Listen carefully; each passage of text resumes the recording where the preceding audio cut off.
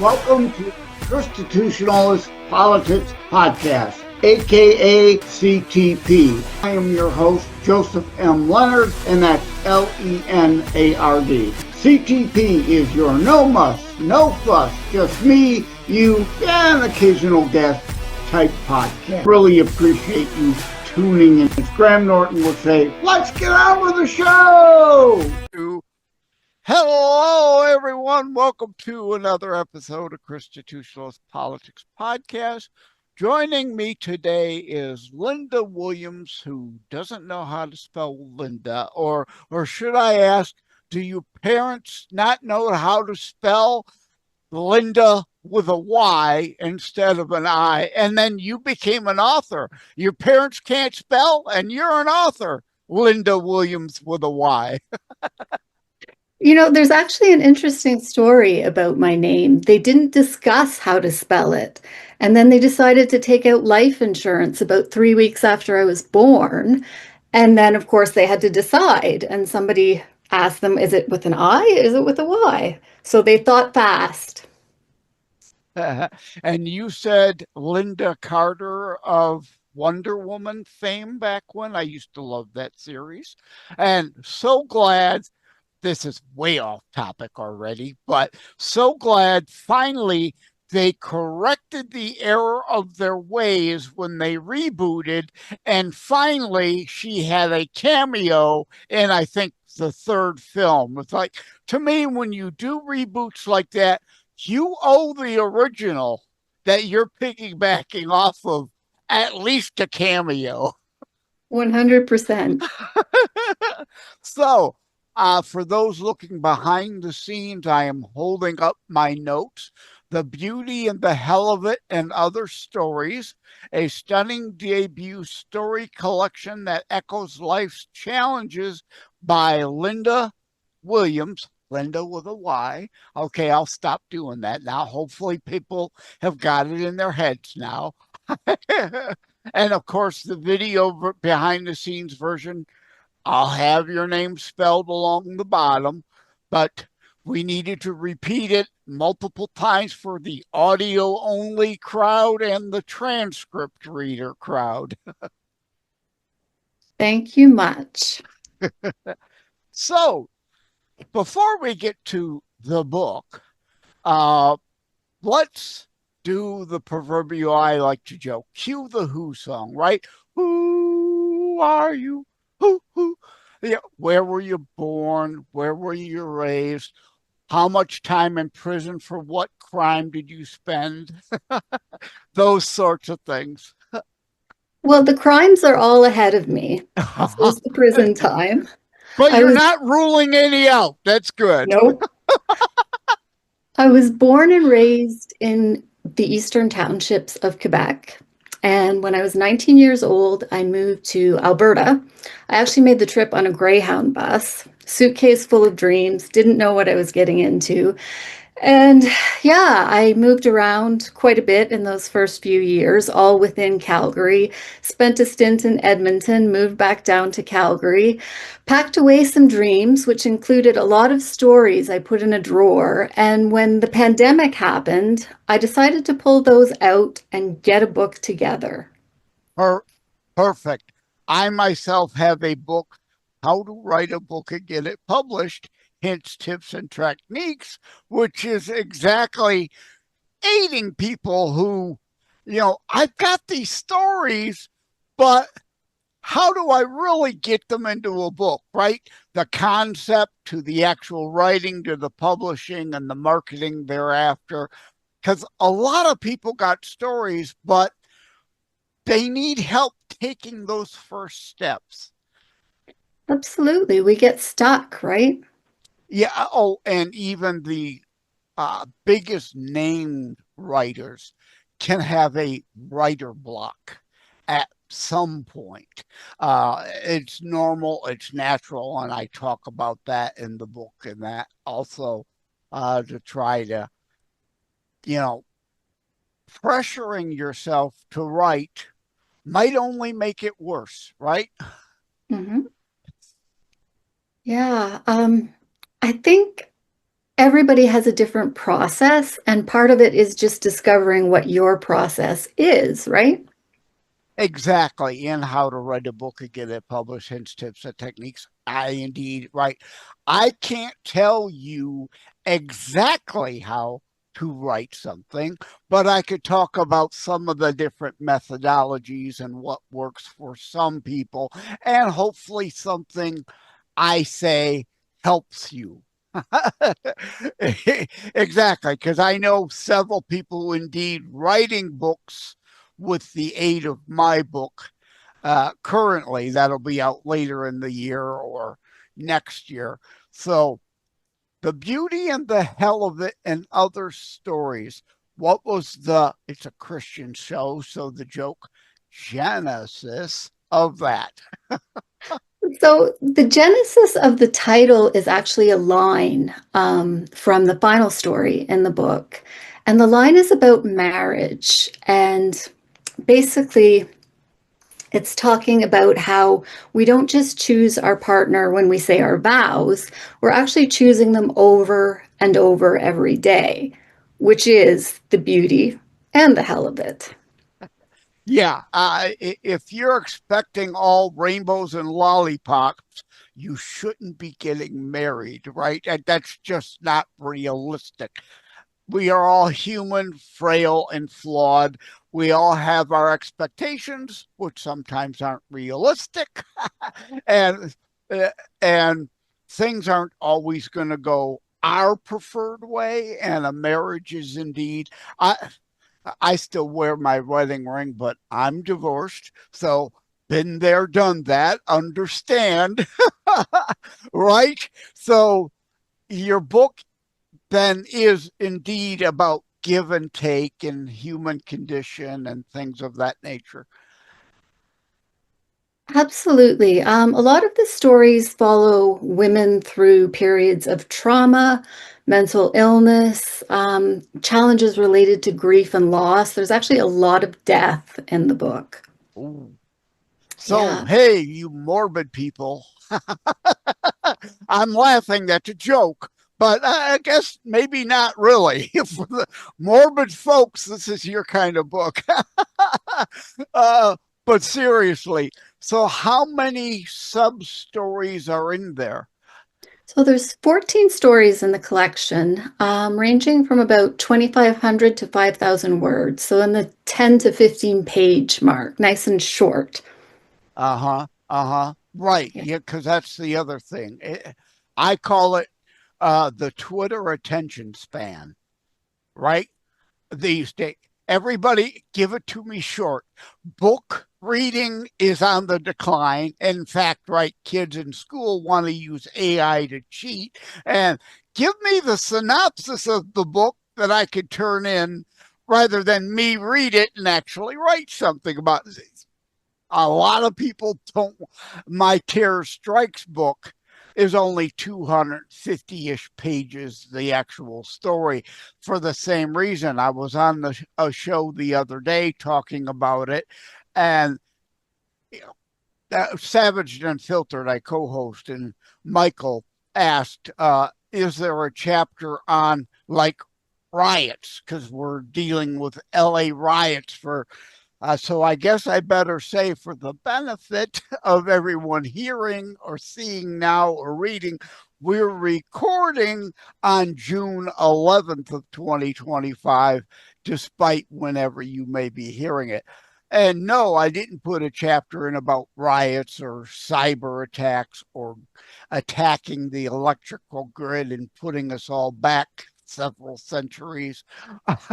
Because the book would have got too big, even for a novel. For today, everybody's short attention span. And uh, with the economies the way they've been, people seem to have less disposable income, keeping the cost of the book down.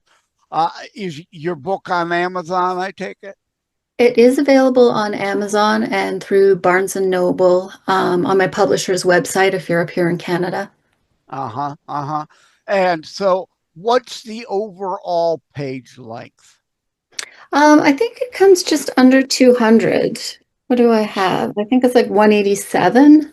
Yeah, Right.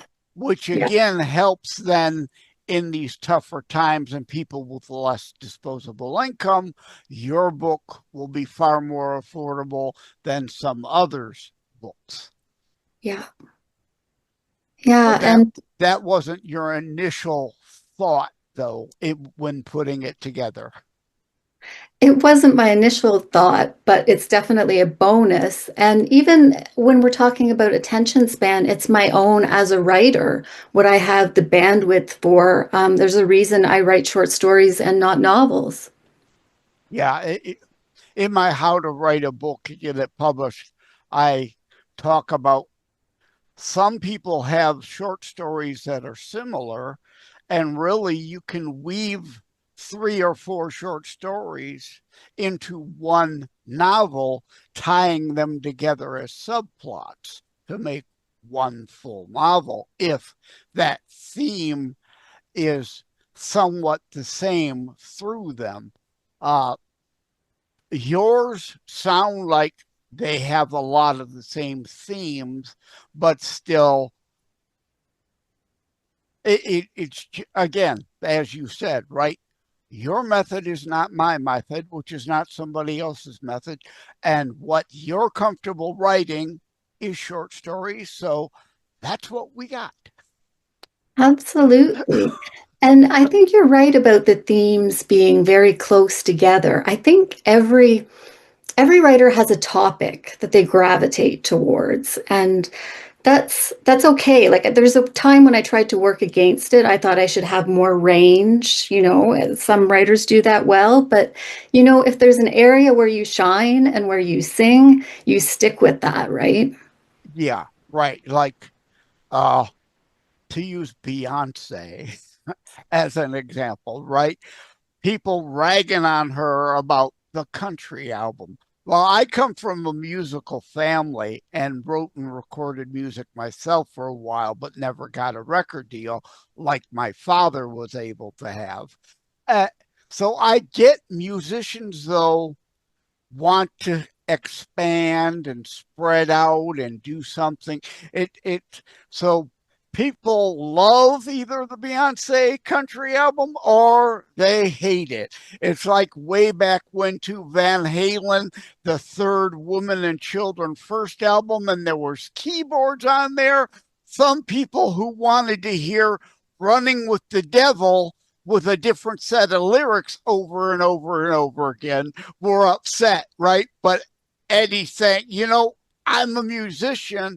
I want to do some other things too, not just the same old thing over and over. We want to grow as artists, right? Absolutely. But at the same time, as you said, not try to push something you're not comfortable doing. Precisely. Yeah. uh, yeah. I mean, some of the heavy subject here, uh, like one of the stories is dealing with a woman that dealt with rape. So, So that one comes, I wish it didn't come from a bit of personal experience, but if you've been assaulted, whether it's sexually or physically, um, there's stages you go through, I think, of grieving, of loss for a sense of safety that you don't get back. But at some point, you often wonder, what would I do if I ever saw this person again? So that's where the story came from. And it isn't actually a particularly triumphant story. Like we often have, we all want that happy ending. Yeah. we want the happy ending, and sometimes what we want is our revenge fantasy. And that doesn't happen in the story. It's actually a very quiet encounter in a way, because a trauma response that we don't talk about all the time is fawning, right? Where you just kind of, you're paralyzed, you freeze. So that's sort of what happens to her in the situation. It's not what she expected at all. And exploring that territory was just it was healing for me. It sounds like, oh, this would be really depressing to write this, or it would make you really angry, but it was very cathartic. And can be for others also, which is part of the point why I say you have a story you might not think uh, you may be good at being able to tell it, but it's like there's an audience for everything. The question is whether you find it, and it can be helpful to people. That particular story helpful to someone who's dealt with assault or knows someone who has and may be uncomfortable around them because they don't know what to say or do or think in being their friend. Yes? Absolutely. And that's really my hope for the story, that it can resonate with people, provide comfort for them, maybe help people connect. As you said, people don't always know how to react, right? So it can start conversations too around that. Absolutely. I myself don't like talking about it, but feel I need to talk about it. I am a suicide attempt survivor. So in my Terror Strikes book, there is a suicide prevention subthread through it. Again, sharing in the hopes that not just cathartic for myself, but hopefully can help others at the same time. Absolutely. And that's another connection to the book, actually. It's dedicated to a friend I lost to suicide. I, See, this is why I don't pre-script shows, right? You came into the green room. I said the only one thing, I'm going to joke about your name to get it sink into people's heads. Beyond that, we're hitting record. We're going. Whatever rabbit hole opens, opens. And indeed, there we went. Exactly. Yeah. So, what other? I don't want to give all the stories away. At the same time, though, we want to tease enough of it to make sure they want to buy the book, knowing it's not a traditional novel, but a collection of short stories. So there's some lighter stuff in the book too. It's not all about death Oh, and oh, violence. on And my Terror Strikes book, I have a comic relief chapter, right? No matter yeah, how serious things are, we've got to keep a sense of humor and we got to be able to laugh at ourselves or we shouldn't be laughing at anybody else. So I'm glad to hear you say amongst the serious stuff, there is also lighter stuff. Please go on now that I've interrupted you. absolutely. So there's a story called Blind Date, and it's about a woman who's recently lost her job, and she's kind of struggling with her identity because of that, because she's kind of shaped herself around her work. So As a lot of people do. Yeah. exactly. And she's coming to the restaurant where her brother works just to drop off the car keys. She's borrowed it, and she notices this man who's allegedly waiting for a blind date, but he's been there for 25 minutes. He's clearly getting stood up. And she makes a split-second decision to take advantage of the situation. She takes the seat and she decides she's going to roll with it, see if she can carry it all the way to dessert. And the story just follows that evening. And very interesting, very different. Certainly not something that's normal fare. So very much indeed an attractive addition, so much different than anything else. Although when you said that about the blind date and the guy's been there for 25 minutes, so something obviously was up, my mind immediately went to the Blumhouse horror film. Uh, what? I can't remember the name of it. It's a one-word title, where indeed, a guy's at the restaurant. He's playing as if he's there for a blind date. And in fact, someone shows up and he's an ass because he's not really there for the blind date. He's there to try to get someone else who's actually on a blind date to murder the person she's on the date with. I wish I could, again, it was a Blumhouse film that came out several months ago. I wish I could think it's like an app, the name of it. I can't think of it. But anyway, if someone looks up, because again, that's like, wow, that's really different. Yeah. And then there's the final story is different to the other ones, just in the sense that it's written from the perspective of a man. It is a little bit sad, but it's also the only story that's linked to another one in the book, which is written from the perspective of the woman he's in love with. Yeah. So you kind of took the he said, she said principle. All the other ones are from a female perspective. So you thought, let's do one from the other perspective. Exactly. It's a bit of a bonus story. And I'm not sure if I write as strongly from the perspective of a man as a woman. We'll see what people say. Right, right. That's understandable. Okay, at any rate, my shows don't go very long. So, do you have a website yourself where people can find you? I certainly do. I have a landing page at www.lindawilliams.ca. Of course, the .ca, because you're in Canada. Most countries have an extension based on the country, whereas the US, with so many domains, we've got a whole bunch of other weird extensions. I was hoping when my Terror Strikes came out to do a terrorstrikes.book site, but that extension, being a former IT guy, I pay attention to all that. While it's been talked about coming out for years, it still ain't there. And it's like, that seems like something that there should be a .book, because even though people are reading less with self-publishing, it seems that more and more and more books are on the market. So that's a perfect extension. So when I'm thinking of any book name, a .book should be there. Absolutely. It's so interesting you work in IT. So does my husband.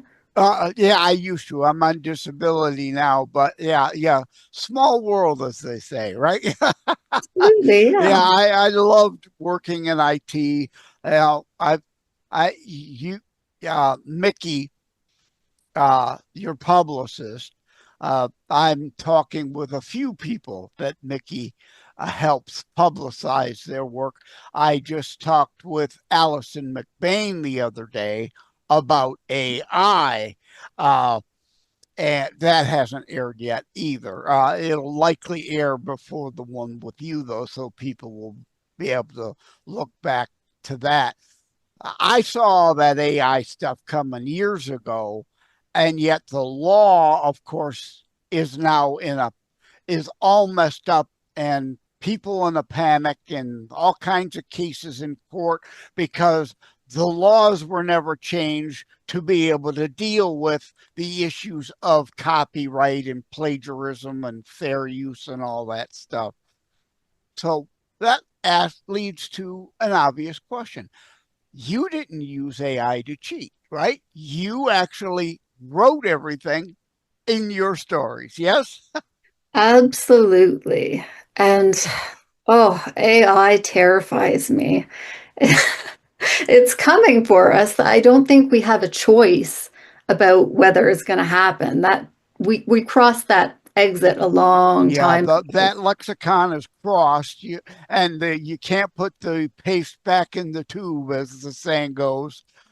Exactly. Yeah. But I really do feel for the writers who've had their work ripped off, right? It just makes me so angry. And that's why I don't use it, right? You have Right. to remember where it's coming from. Exactly. In some cases, you can't trust what it's give.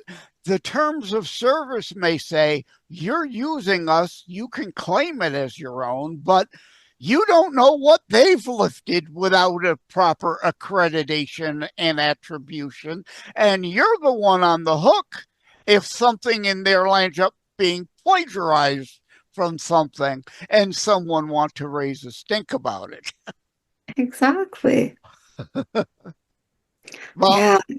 yeah, I didn't, again, unscripted, right? I sure didn't plan on talking about AI with you, but there's that connection with me and your husband, both IT, me being former. So it was a logical question to ask, and something I do go into how to write a book and get it published. Don't cheat. You're the one on the hook for the fraud or the copyright or plagiarism violations, should they occur. Not to say I don't use AI to like create an image. Oh, give me an image with this and that and the other thing, but then I put underneath generated by Galaxy AI. Mhm. You've got to cover yourself. But these kids just feel like, well, I typed in the prompt, I get to use whatever it gives me as my own. No, life don't work that way. Exactly. Do you have something else in the works now coming? I do have a couple things on the go. One thing that looks like it's turning into a literary novella, which is always again short. And then I'm working on another collection of stories centering around themes of betrayal. So how we betray ourselves, each other, the earth, and so on. Uh-huh. Yeah, some people are good at lying even to themselves. Yeah. Exactly. Yeah. I think those might be the biggest lies we tell, right? Yeah, ones we sucker ourselves into believing. Yes, exactly. Okay, so thank you, Lynda with a Y Williams, for coming on today. Glad you came. Take care. Have a good night. Thank you so much. It's been a pleasure. Take care. Thank you for having tuned in for Constitutionalist Politics Show. If you haven't already, please check out my primary internationally available book, Terror Strikes, coming soon to a city near you. Available anywhere books are sold. If you have locally run bookstores still near you, they can order it for you. And let me remind, over time, the fancy high production items will come. But for now, for starters, it's just you as a very appreciated listener by me. All substance, no fluff, just straight to key discussion points. A show that looks at a variety of topics, mostly politics, through a Christian U.S. constitutionalist lens. So again, thank you from the bottom of my heart. Take care. God bless. Like and subscribe to Constitutionalist Politics Podcast and share episodes. We need your help.